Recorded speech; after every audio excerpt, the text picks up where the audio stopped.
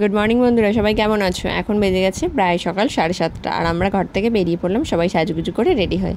যাচ্ছি কোথায়? যাচ্ছি আমাদের গ্রামের বাড়িতে, যেখানে আমাদের বাড়ি হচ্ছে। তোমরা অনেকেই আগে ভিডিওতে আমার দেখে থাকবে।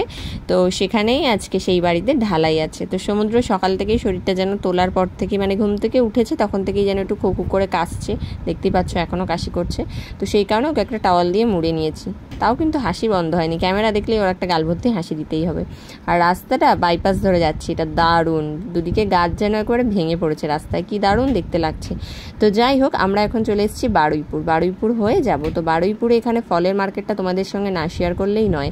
এত এত পেয়ারা, জামরুল, জাম কি নেই এখানে, আর সবটাই ফ্রেশ টাটকা, সবটাই বাগান থেকে তুলে এনে এনারা বিক্রি করছে। আর সেইগুলোই হয়তো কেউ বিক্রির সূত্রে কলকাতায় নিয়ে আসছে, তো সেখান থেকেই আমরা কিনছি।